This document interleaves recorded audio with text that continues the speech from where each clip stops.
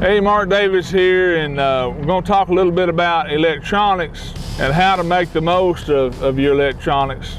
I'm running a carbon HDS-12 Lowrance, and I'm out here idling. I'm on the Tennessee River, and I just wanted to give the guys a few tips on what you're actually looking for.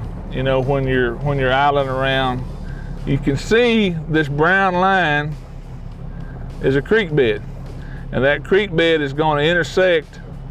You know, it's going to come into the river right here. So that's a key place. The top side, in other words, if here's your point, the current's coming to it, the top side of these points are where these fish like to set up. And we're coming up with the boat, we're coming up on this little area right here. All right, we're going to idle out here, and now it's going to come back up. It's going to actually make a point. In other words, where that creek comes in, here's the ledge coming up, it's going to make a point. River's out here.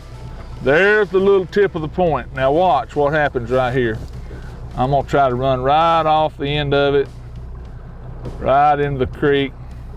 Now that right there, that's a prime place where you could expect to find a school of fish.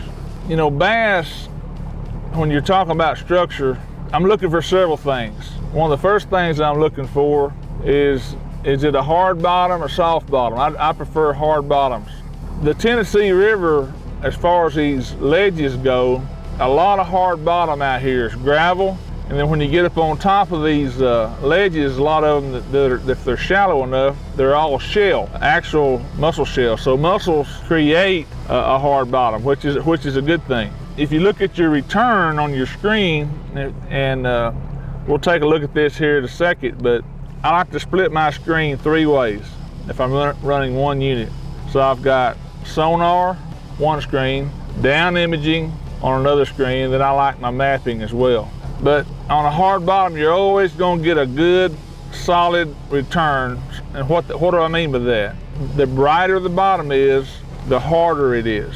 So you get like rock, gravel, you're getting a real good return on your signal, the brighter the screen is going to be. You get into mud and soft bottoms, you're going to know it right away, because your return is going to get faint, line's going to get thinner. On your down imaging, it's not going to be as bright.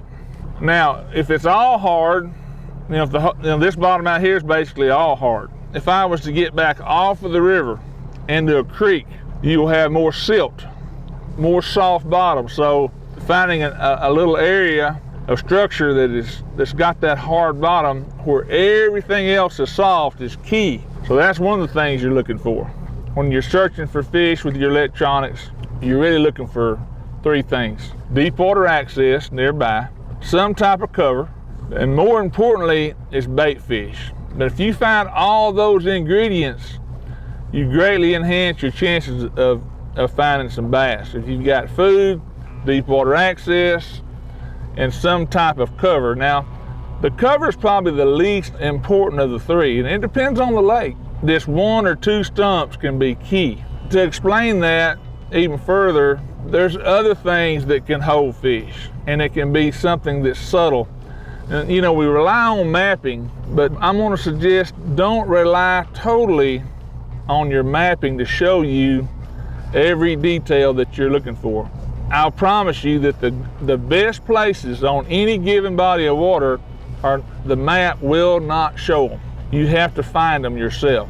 And it's subtle differences, it's subtle drops, it's subtle breaks, a change in bottom composition, you know, from soft to hard, or from gravel to chunk rock, or from sand to gray. And those things are hard to find. You have to really study your electronics to find those little areas. Some little unique feature that you can find with your electronics, not on the map, those are the places that's what I'm always looking for. Something that's not on the map, a little something subtle. They like something different. You can go miles and miles and miles and have all the same thing, whatever it may be. It may be grass, it may be just a gravel bar, ledges like what we have here, but you find a unique feature, that's what you're looking for. It's really hard to put into words what you say, well, what are you looking for? Well, a lot of times you don't know what you're looking for. But these are your underwater eyes. This is the tool that we have to tell us what's down there. You know, and I'm seeing fish right here. They're probably not bass. How do you know that they're bass? Well, that's a good question. How do I know if I see fish whether they're bass or not? The way they're positioned a lot of times will tell you. Bass are going to be close to the bottom. The size of the arc on the sonar or the size of the dot on the down imaging tells me a lot about whether it's a bass or not. You know, if I'm getting a lot of big arcs and I'm seeing a lot of big stuff, it's probably going to be rough fish. Another thing, bass don't tend to stack. You know, you'll see a lot of times you'll have fish that'll stack from the bottom coming up in the water column. Usually not bass. Bass tend to spread out on the bottom. If I see fish that are of the right size, spread out on the bottom on a good piece of structure, there's a good chance they're bass.